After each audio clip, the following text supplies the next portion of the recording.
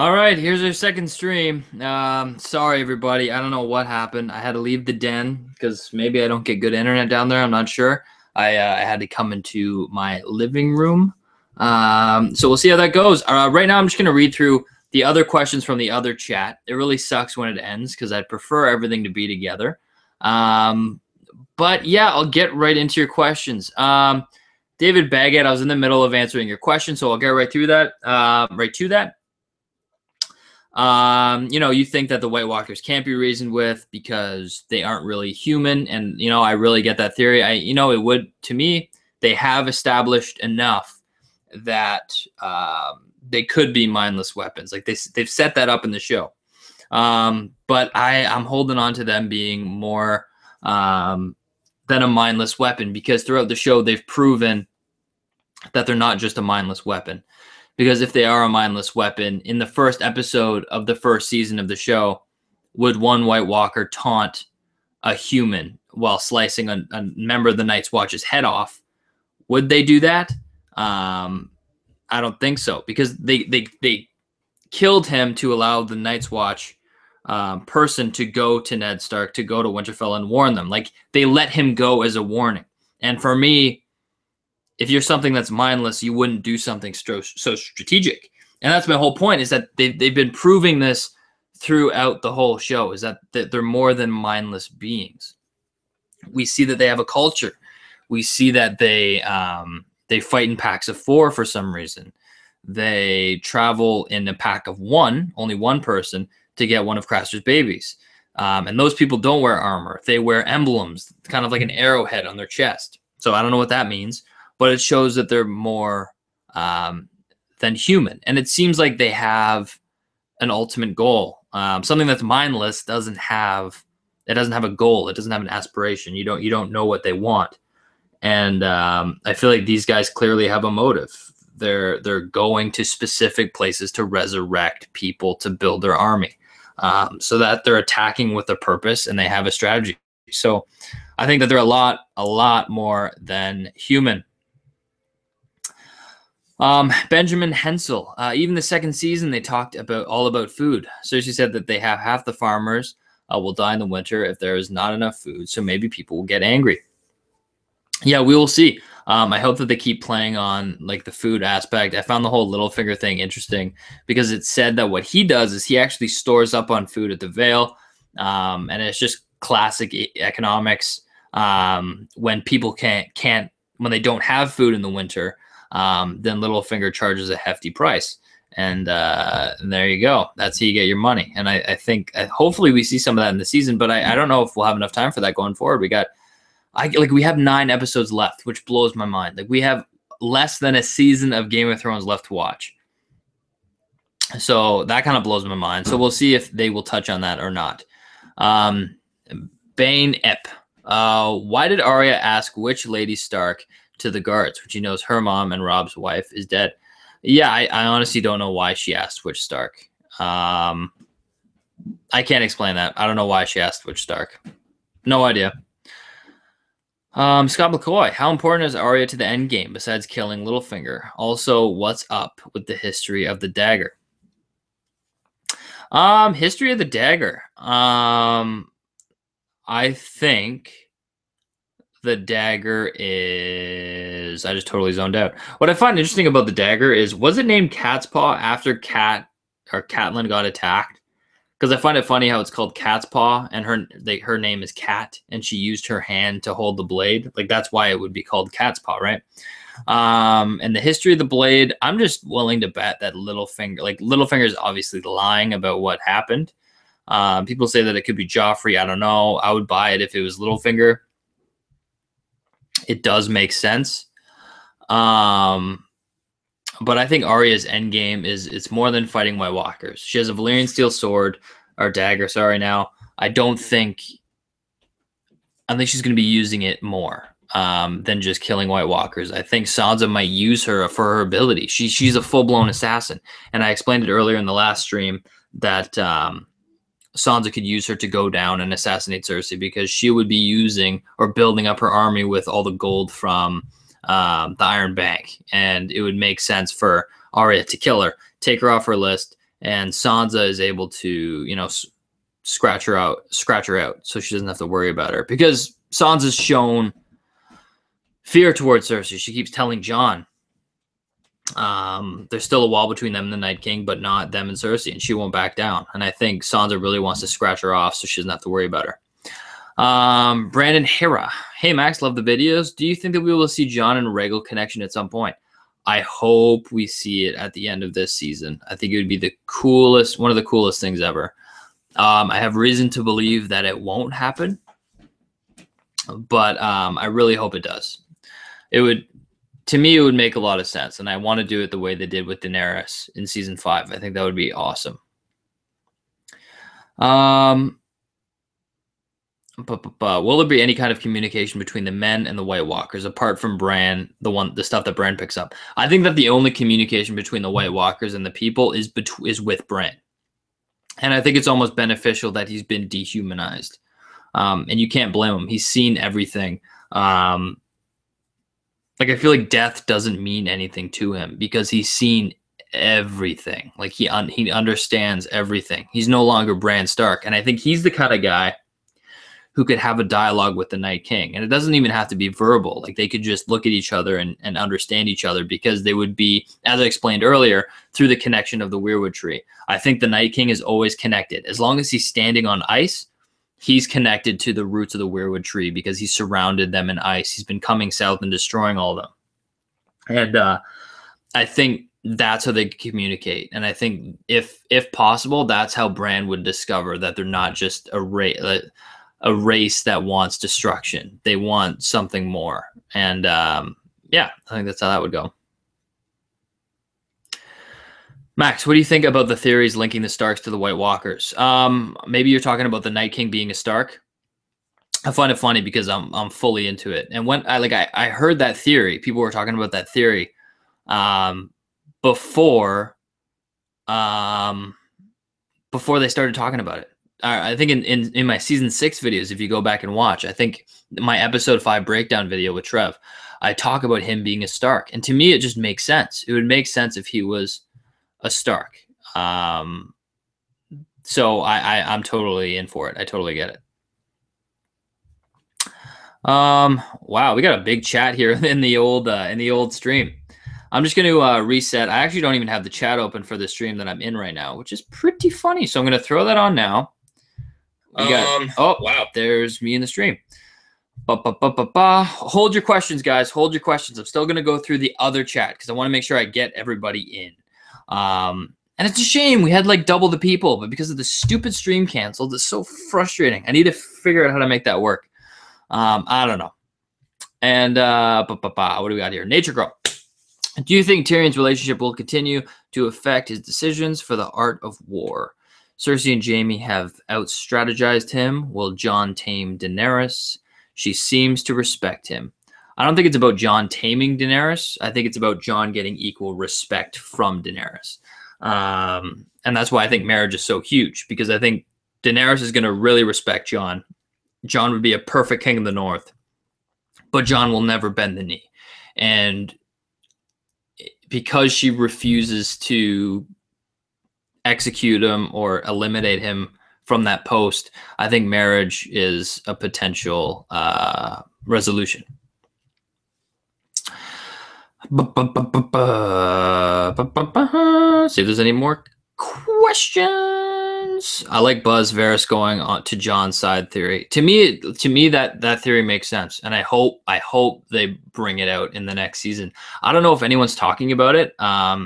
To me, it just makes sense, and I think it would be a really good story arc, because we've seen Varys throughout this whole season say that he fights for the people. He doesn't like blindlessly be loyal to particular leaders. He fights for the realm, and I think they could potentially set up a story arc where Varys doesn't think that Daenerys is right for the realm, because she is great, but Jon is the better candidate. Because to me, I think I'm going to be making a video about this next week, but Jon combats Daenerys. They're so similar. Their stories are parallel. But yet Daenerys takes what is hers and Jon gets things handed to him. and power always resides with Jon, whereas Daenerys has to take it. So I think that's like a really interesting story, and I'd love to see Varys try and undermine Daenerys without the audience, us, or Daenerys knowing. I think it'd be awesome if she got screwed. Something happened. She got screwed. She lost some of her fleet, whatever, and something happened to Jon. And we find out later that it was Varys pulling the strings behind the scenes, using his little birds to put Jon in the forefront and try and quietly push Daenerys aside. And I think that would be really cool to see because it's against Tyrion's best interests. And it's against Daenerys' best interest and obviously all of her supporters. And I think that would be really cool for Varys to kind of go that route and go against Tyrion, go against Daenerys, prove that he isn't loyal to anybody. And it would make people question his character. It would make people love him and hate him because of his change in support. So I think that would be an awesome thing to add. Lion Waker.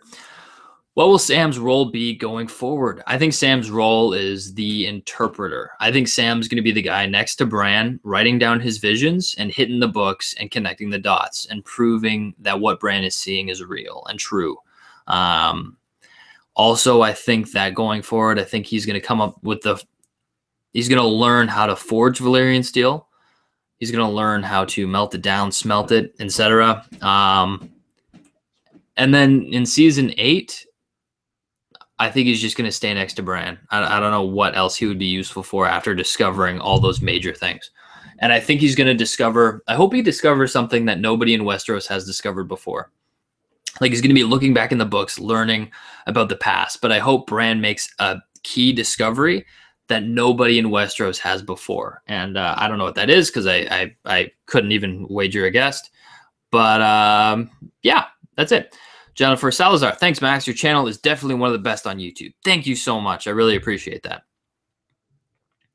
Just quickly going through the last comments here.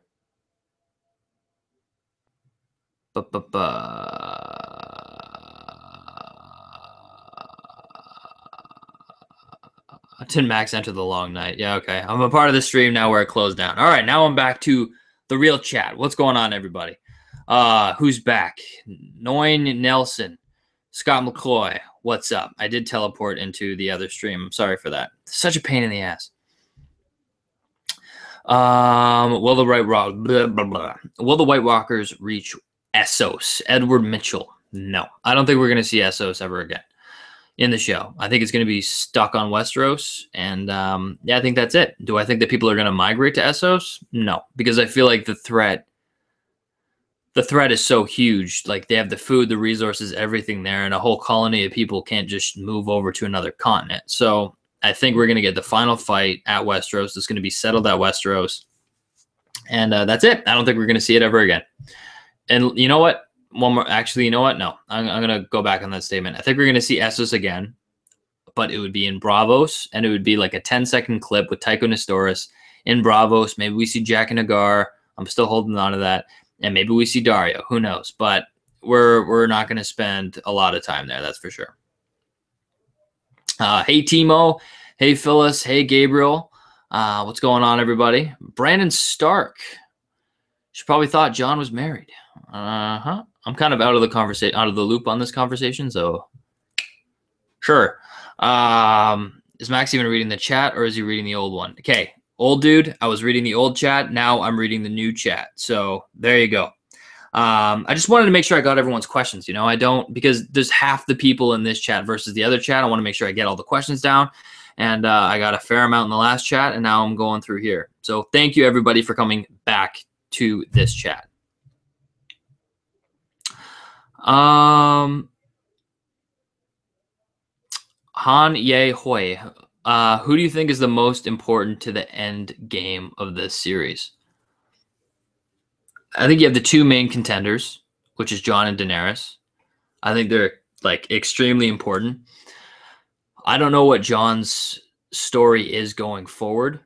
And what we see until season 7 that'll be enough information for me maybe to make a prediction on what will happen.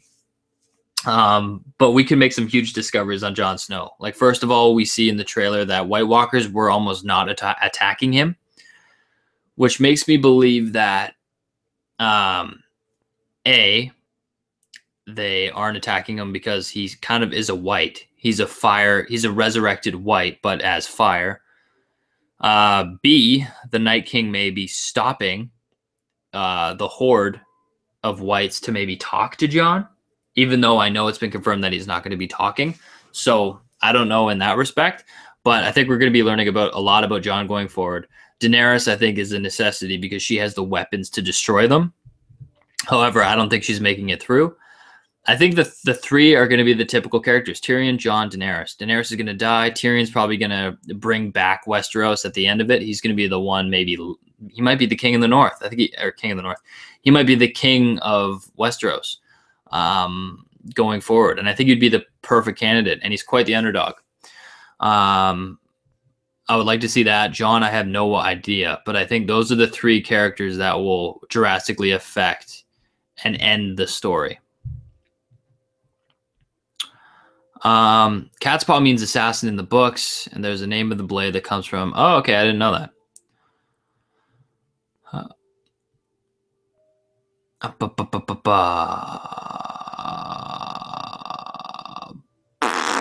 Just looking for questions.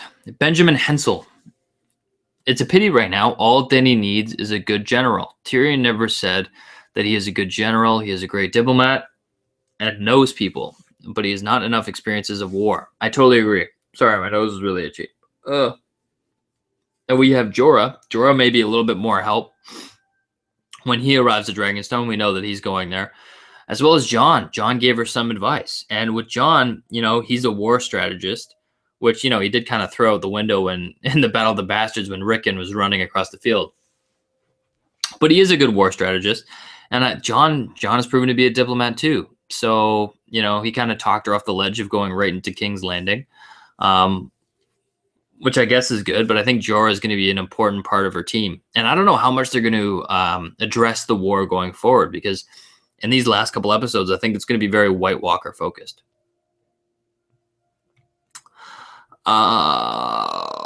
Very best solution has to be a marriage proposal between Dani and Jon. That makes the most sense. It would be cool if they do they even have time to get married?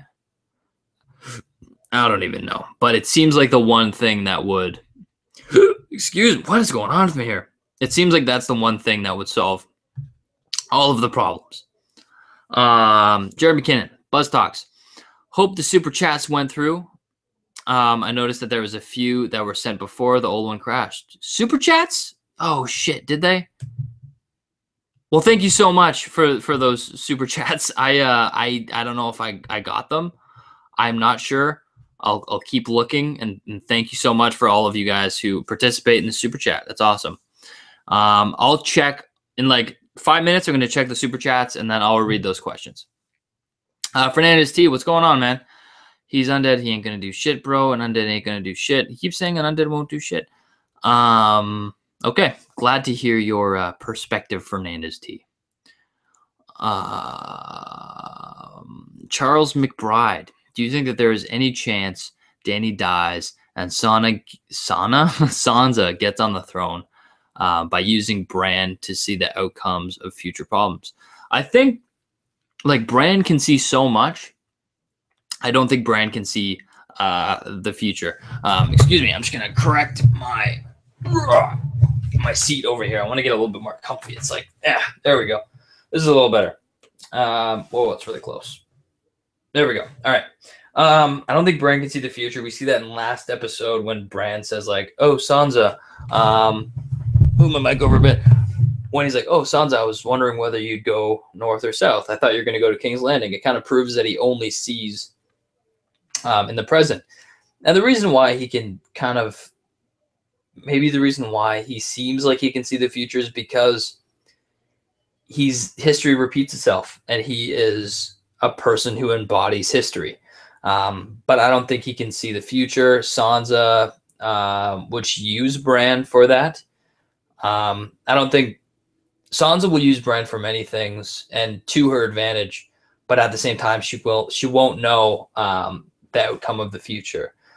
She will only know how to deal with the present threat.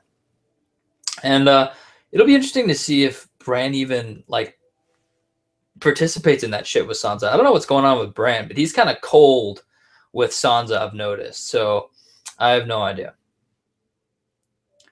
Will we ever see what's west of Westeros? No, we won't. Maybe they send Arya off that way. I believe that Arya is going to die. But west of Westeros, no. I don't think so. It would be interesting if they touched on that in the spinoff, but I'm not sure.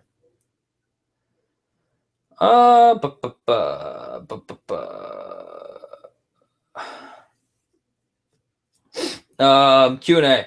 Will the Night King target his forces when he breaches the wall, or will the army of the dead sweep through Westeros like a tsunami?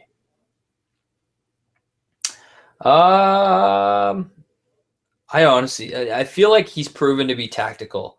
Like, he attacked Hardhome, built up his force. Like, I feel like, and John was talking so, like, the first place he would hit is the Last Hearth, and then Carhold, like all of these spots along the map. And I feel like if he made it there, he would slowly work his way to every place. And that's where I think season 8 comes in, is that they're at Winterfell and they're like, holy shit, like the Night King is coming here. He's coming here. He's the next spot is Winterfell. We have to flee. We have to do all this. And I think that's the drama. The drama is that the Night King is targeting each place and he's exterminating everything as he goes, but he does it in a strategic way. And I think that's what makes him so menacing.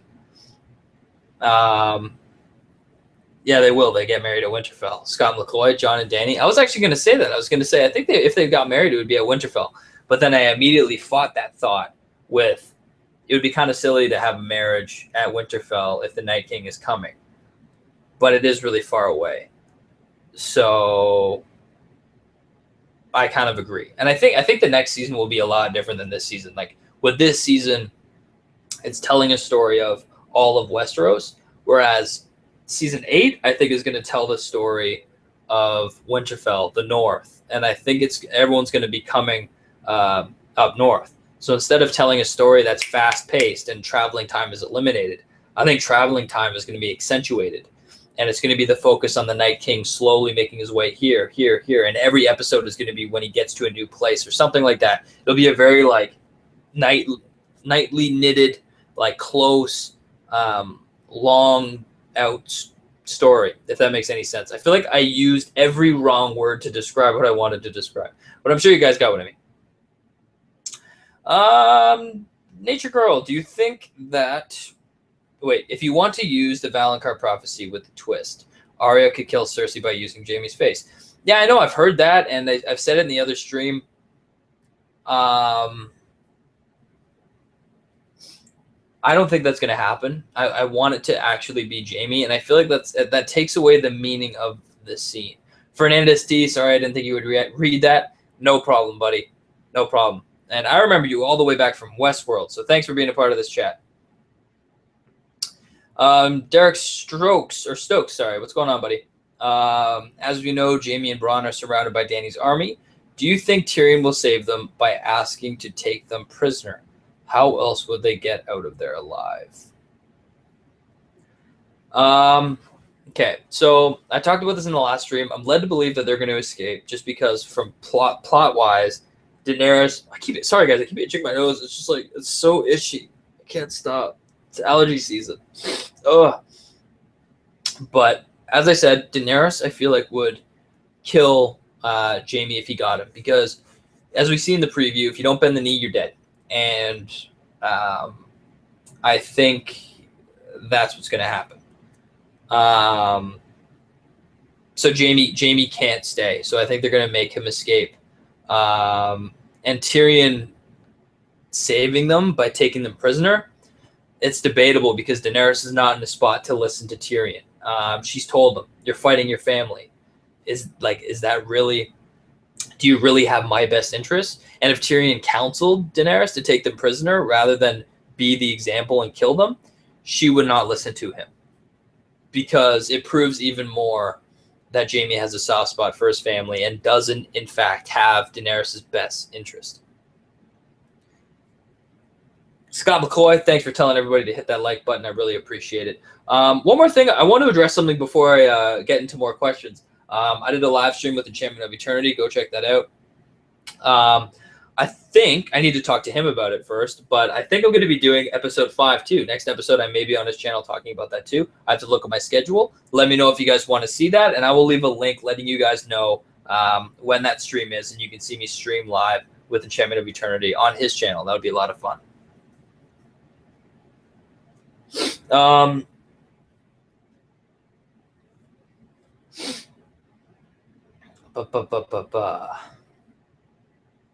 Peter Griffin. If Dani knows Bran shot the arrow, I don't even think Tyrion could talk her out of that death. Yeah, I know. I agree. And I think regardless, even if she didn't know, they wouldn't bend the knee. And I think that would result in, like, Tyrion won't be able to make a difference. Fernandez T, have you read the books? Do you think, like the books, they will throw the Golden Company in the mix in the last minute? Season 8. Have I read the books? Surprisingly, it's weird to say, since me being a Game of Thrones channel, I haven't. But I think that helps me analyze the show. And trust me, I'm not like ignorant to the books. I know a lot about the books. I just know everything about the books that applies to the show. The reason why I haven't read the books is because I don't have the time. And I'm one of those people, I've watched the show of Game of Thrones probably 20 times. 25 times. Like, I know the show backwards. And I think that's what I really want to focus in on my channel. Is I'm not one of those people who refer to the books and say, I want ice spiders, I want this because it was in the books. I'm somebody who looks at the show as its own medium, and I think what would be best for the show. And I'm looking at it from a show perspective. And would they throw the Golden Company in the mix last minute? First of all, it depends if Cersei actually gets them. But like with Cersei, they would be fighting for Cersei, and if they did introduce the Golden Company, I think they would ship them from Braavos along the sea to the north around the neck, and they would go north, and they would have the Golden Company attack Winterfell while they were dealing with the White Walkers. I think that would be a really interesting story to tell. Simone, I think Sansa's reached a turning point. That was a real dismissive look she shot at Littlefinger after Brienne and Arya. Then she'll see him trying his wiles on Arya. Yeah, no, I agree. I think Sansa already has that feeling on Littlefinger. She doesn't trust him at all, and she tells Bran that too. And I feel like she has to find that reason to be able to kill him. Like, she doesn't trust him at all. So I think that's what's going to end up happening. BuzzTox, why is his name Littlefinger? Does he pick his nose like I just did with my shirt? Does he pick his nose with it or no? Yeah, that would be a clever way to give him the fingers. It's because he's a part of the fingers in around the Vale. He's from the house Fingers in the area, and he's the part of like the Littlefinger. That's why he's called Littlefinger. David Baggett. Seriously, why does Tyrion give a shit? He blew up Stannis' men and fleet by fire. Yeah, I know. I get it.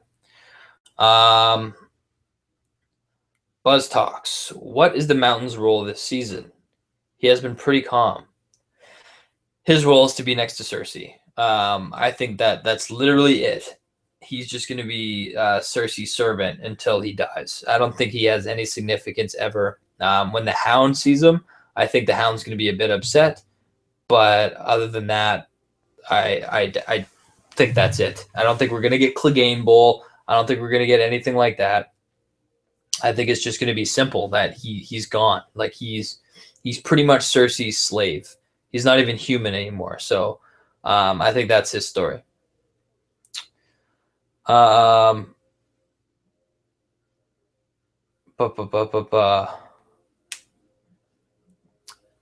Deandra Scott. Hi, just got here.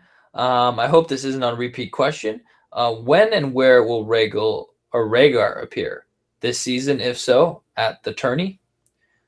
I would love to see the tourney of Harrenhal. I think that would be so awesome. I just don't know how they're gonna loop it in. And that's a question that I've kept asking myself is, are we gonna get visions with Bran? We know that next season we're gonna be seeing next episode we're gonna be seeing Bran watch the Night King through the Crow. and that's present time. I don't know if we're gonna get visions or not. I hope that we do. I hope that we get Tourney of Harrenhal, because it would almost prove, like the last vision proved, almost like Jon's origination, that he's a Targaryen, and yeah, the Tourney of Harrenhal I think would be vital, because then you could show potential marriage or anything like that, just like the little intricate details that we don't know.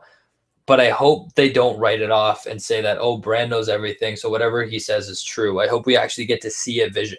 But it's funny picturing Bran in a vision because he's so emotionless now. I think it would be weird to watch him react to the past and not be surprised. He's just going to be standing there staring at it. So I think that would be weird to see, but I don't know.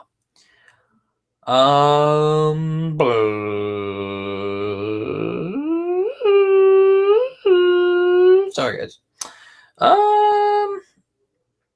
Peter Griffin. I want to see Bran actually show Jon, Arya, or Sam a vision for them to see. That would be really cool.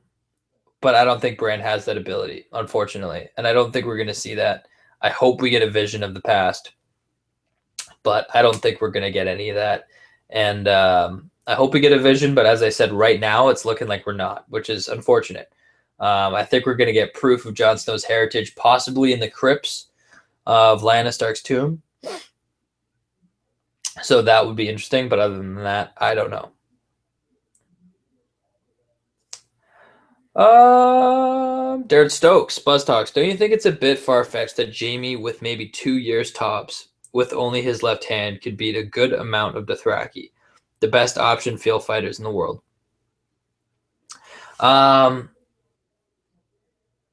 think they handled it well, because I wouldn't say that Jaime could fight off the Dothraki, because Jaime was the Lord Commander. He was in the back, and they've shown multiple times that he had to be rescued. He got saved by Dick and Tarly.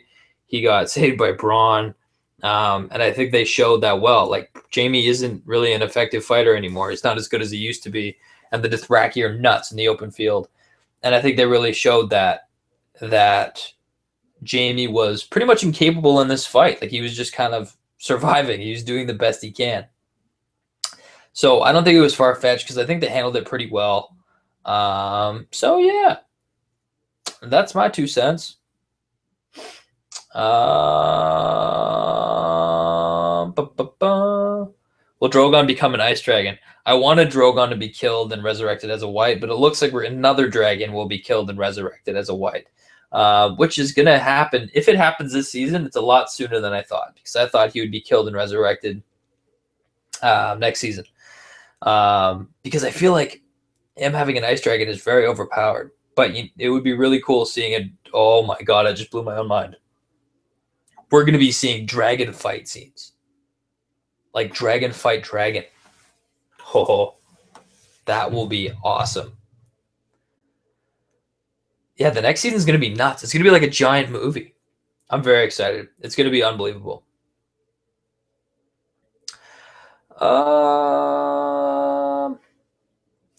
What do you think, Lola Dixie, what do you think of Mel when she told Varys they both have to die in Westeros? Yeah, I thought that was interesting. To me, that means that we're going to see both of them die next season.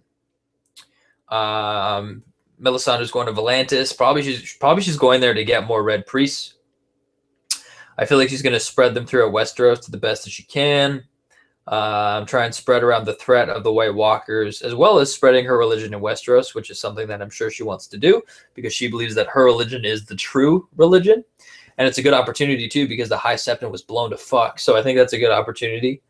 But to me, that means that they're both going to die. And I think they're both going to die in the field of which they belong to. Like, they're not going to be Varys isn't going to be fighting the White Walkers. And this goes full circle to my Varys theory, is that he's going to start backing Jon instead of Daenerys.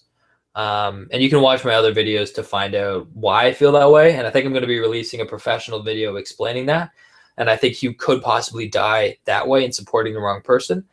Melisandre, I feel like her fate would be religion-based. So either she gives the kiss of life, or she sacrifices herself, or resurrects somebody. and she ends up bringing someone back to life, or yeah, I don't know, something like that, something religion related. I think they're both going to die in the field of which they belong to. Lion Waker. Does an ice dragon shoot ice shards out of its mouth, or is it more like a freeze ray? It could be a freeze ray, or it could be, I think it's going to be blue flame. Whether the flame is really, it would make sense if the flame was like freezing. That would make the most sense if it was an ice beam. That'd be kind of cool. But I think it's gonna, it might look like fire. I don't know. They do say that blue fire is the hottest fire. It's hotter than regular fire. But it would be kind of weird for a dragon to blow blue fire that would be hotter than regular fire. So it would make sense for it to be ice or freeze fire. I'm getting way too deep into this. But it would make sense if it was like a frozen shit. It just freezes stuff. I think that'd be cool. And that'd be an easy way for the Night King to attack. But I don't know. I think that'd be very cool. Whew. One ice dragon? Do you think one dragon will be undead? Most definitely one dragon is undead. More than one dragon? I'm not sure. I think one dragon's going to... I think all of her dragons are going to die. I just don't know how many are going to be resurrected. But I know one's going to be resurrected. It's just a matter of if another one gets resurrected. Sorry, guys. My nose is driving me nuts. I'm trying not to itch it, but like it's driving me crazy. Ugh. Oh. Lucid Horizon. Why is baby Sam important in your opinion? I thought that the Night King wants what was promised to him by Craster. Custody disputes are handled differently in Westeros. Yeah, you're damn right there. I think his significance is over. I think his significance is he's the bridge to Sam's kind of. It's his personal side. It's the kid he needs to protect. So that's why I think he's significant. It's the drive for Sam to do what's best for Gilly and Sam. I think his significance is done. His significance was to lead the White Walker to Sam so he could kill it. That's where I think his significance and true purpose was. I don't think he's going to get any more significant than that. And that was a really significant scene because in that scene you see Sam, obviously he kills the White Walker, but that whole scene, it's built around the weirwood tree. You see the weirwood tree staring at Sam as he enters the room to make the fire. You see crows flying on top of the tree and kind of cawking. I don't know the word. They're barking at him, whatever. And in my opinion, it could be Bran. You know what? To be honest, I think it could be Bran. It could be the other three-eyed raven. But he is watching Sam. The crows were warning him to run or to leave. And I think that just hints at Sam's importance. And when he killed the White Walker, the crows kind of chased Sam away. Like, to me personally, it seems terrifying, but the crows were actually helping him. They were showing him a direction to go. And I think that just hints at Sam's importance. And I think that's as far of significance as Craster's son is.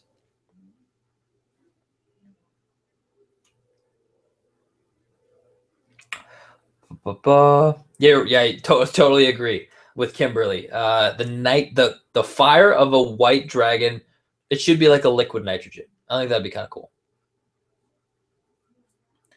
Nose hair trimmer. Can you see hairs on in my nose? That's embarrassing. I think I'm pretty good. No, I'm good. I'm good. Made me nervous for a second, man. I thought I was flaunting my nose hairs all on live YouTubes. Derek Stokes at BuzzTox. Dani's last episode was complaining that... Wait, what? Dani last episode was complaining that she had the biggest army and she can't feed them because Cersei stole the food from Highgarden and then she burns it all to hell. What gives? Yeah, I know. I think that's important. And I hope that they explore that in the next episode, is because this is Daenerys' character. She's very emotionally driven. She's pissed. She lost she's lost all of her allies, and she wants to hit them where it hurts. And this is where she gets aggressive. She burned all the food to make a point and to have victory, but now she's screwed. And I think that's where Varys and Tyrion are gonna be like, what the hell, lady? Like if you should have provided a more strategic approach. And yeah, I think that's an issue that they may touch on. Yeah, I think they're gonna say like she kind of stepped out of line, and I feel like if we were talking Varys theory, I think that's one of the pushes, because she kind of shot herself in the foot there. Because I feel like she could have taken it over. We see her burn a path for the Dothraki to go in to the Lannister force, which is a good strategy, but she ended up burning all the carriages, and she actively went out with Drogon to burn all the carriages. So I feel like there's a better way, and I feel like I think she messed up there, and I think they're going to touch on that later in the show. Mike Glimpie. Have you seen the theories that Beric actually has a sword drawn now? In the trailer, he lets the sword on demand in the trailer with gloves on, and not with his blood. Yeah, I have, and I can tell you're a big fan based on your profile picture, Mike. But hey, it would be possible. Maybe Beric dies in episode 6, and Jon has to pick up his sword. Who knows? I'm not sure. I've always, it would be cool if that was Beric's sword, but I've always, I don't know. There's a lot of different swords. I think that Jon, Lightbringer, for example, like Jon would be, Longclaw, I think, would become like the Lightbringer, but they wouldn't address it in the show. It would just be like, I don't know. I think you would just see that, or maybe Jon picks up Beric's sword and uses it. Who knows?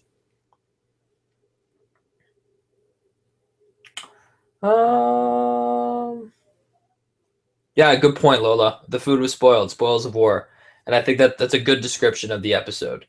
It's like the unnecessary, like it was unnecessary spoils of war. Do you think that Tyrion will betray Dani? No. I don't think Tyrion would ever betray Dani. I think Daenerys is just going to get more and more pissed at Tyrion, but I feel like they're gonna be fine in the end. I think that Varys is going to betray Daenerys. I think he's going to be plotting against her because I think he's going to find somebody better for the realm, and that's Jon Snow. And he's going to be backing Jon Snow and undermining Daenerys at every turn behind the scenes. And Tyrion and Daenerys won't even know. And I think that would be a really cool thing for his character.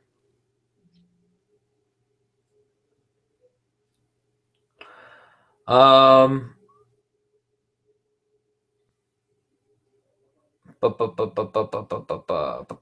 going to answer a couple more questions, and then I'm going to head out, guys. Yeah, so it's a little bit of a shorter stream, maybe like 20 minutes shorter, but I'm tired, guys. I'm really tired. And while I'm waiting for your questions, I just want to talk a bit about my channel. It's going to get really busy, but we're still going to get content up. So a couple things. Next week is episode 5. So Trev is going to be back. We're going to be doing a breakdown and a reaction. Episode 6 is going to be crazy because Trevor is going away on vacation. So I'm going to be alone. I'm going to see if I can get somebody on the show maybe to do a reaction video with me. I think that would be kind of fun. But I think the breakdown I'm going to be doing alone. I want to try and do a couple videos. I want to get my Jon Snow as Azor Ahai video out. I need to start working on that. And episode 7, the last episode, this is where it gets a bit annoying. I'm actually going away on vacation on episode 7. So I'm going to be able to watch the episode away, and all the videos I'm going to be uploading is when I'm going to be in Jasper. And I think that might affect a couple of the videos. Maybe you'll get a couple videos a little bit later. I don't know. I need to kind of feel it out and see like what I can do on the road. I need to get my editing software on my laptop, etc. So there's all that kind of logistical stuff I got to get out of the way. But the couple last questions. Fernandez T. Remember the prophecy of being betrayed for love. Tyrion loves his family. Oh, what was the prophecy being betrayed for love? Being betrayed for love. You're gonna have to remind me. I'm sorry, off the spot, I can't think of the prophecy. But I would say that Tyrion loves family, singular. He loves Jaime, and I don't think that's enough to stop him from doing what he wants. I feel like he's gonna try and talk to Jaime and try and like get him on his side. But I think he doesn't love Cersei. He doesn't care for her. He doesn't want her in power. And I think what would hold him back is Jaime. Nature Girl. I would remove the dragon glass and make small shards and shoot them at the whites and help out. Yeah, that would be really good. Instead of only making shields and swords. Good point. The Children of the Forest made dragon glass spears. You could make arrows. There's a lot of weapons you could use. Like dragon glass has healing properties. Maybe you can grind that up into a powder and use it as like a chemical weapon. Like if you use grayscale, you could grind that up and it's like like a chemical, it's chemical warfare. So that would be interesting. Oh yeah, Dani gets betrayed 3 times. Once for gold, once for blood, and once for love. Yeah, that's it. That's actually a really good one. Oh, let me try and pick this apart. Betrayed 3 times. So you could say that she gets betrayed for gold with Viserys. Where he kind of gives her away for an army and support. Unless I'm totally missing that. Betrayed for blood and once for love. Betrayed 3 times.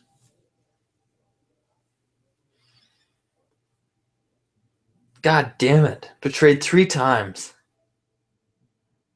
God damn it. Once for blood. Betrayed for blood. I need to sit down and think this through, guys. I must look like an idiot right now. It's hard to think on the spot. Once for gold. She did like Drogo. Dani was betrayed 3 times. Once for gold. Once for blood. And once for love.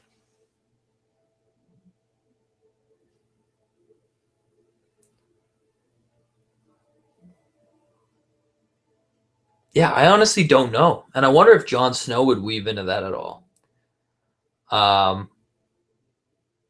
For gold, blood. Because this doesn't really have to do with the theory, but I've always said that I thought it would be possible for Jon to kill Daenerys. And a lot of people say, like, what are you crazy? This is the stupidest thing I've ever heard. But I've said it for a while, and I think it would be really compelling storytelling. The reason is because I've gone on and on about Jon. He's like the character of perspective. He's fire and ice. He's the connection between the two. And the same goes for her story. He's the bridge between the wildlings and the Night's Watch. He's the bridge between the rich and the poor. He is pretty much the base ground of everything. And that's like his story, his perspective. And I thought that the next natural step that they've been preparing Jon through his whole story arc is the White Walkers. Bran could tell Jon what the Night King wants because they share that connection in the Weirwood tree. And Jon would understand that they're a society, they're a being. Even though they were created, they're still a society, they're still a race of being with desires and wants. And that they want peace, but their anger and their fight against the humans is well-founded, and they have a reason behind it. And I think if Jon found this out, he would want to negotiate and make peace immediately, stop the fighting, stop people dying. He doesn't want any more of his people dying. He wants to make the deal, please the Night King, and have him go back north. And I feel like in this situation, Daenerys would be like, no, they've done all this stuff to us. I want to protect our people, which she isn't wrong. And she'll want to take Drogon, take the dragons, and burn them all. And I think it could be a compelling story that Jon has a decision. Either he lets her do that and risk her dying and the Night King ended up coming south and exterminating them all, or sacrificing Daenerys to enable him to negotiate with the Night King. And that would be a tough thing for Jon, because presumably he may love her at that point. Who knows? But I think that would be a really good, I think, sacrifice. And I'd really like to see that. I think that would be cool. But I'm going to take one more question, and then I am going to get off, because I'm getting quite tired.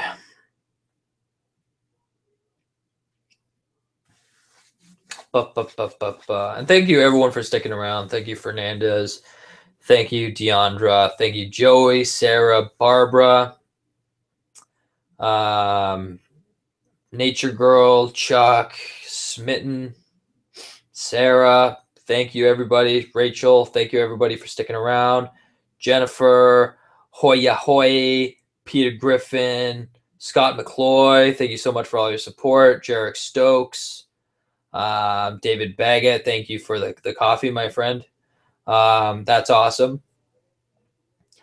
And you know what? Actually, give me 2 seconds here. I just want to go. You guys talked about the super chat, and unfortunately, I don't know if I got it or not.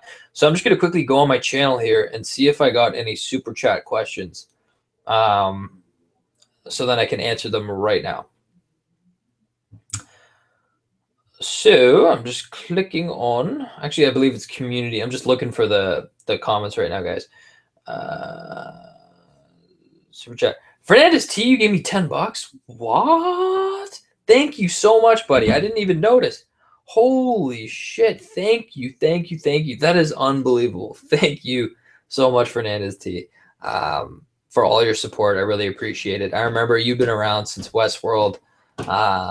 Thank you again so much.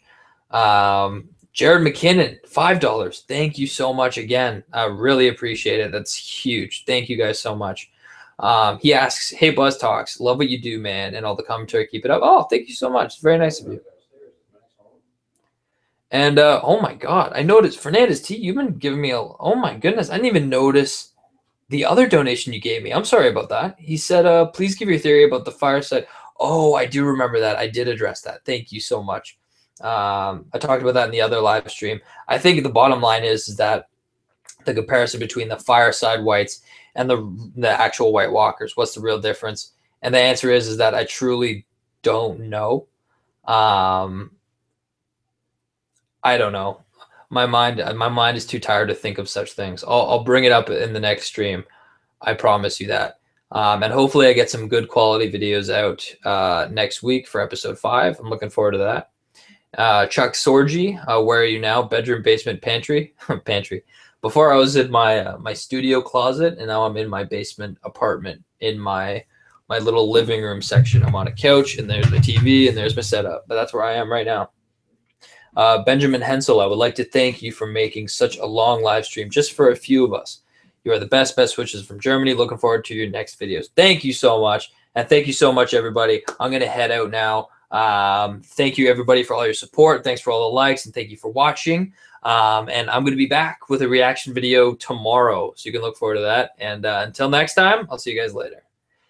And I forgot to hit stop broadcast. See you guys later.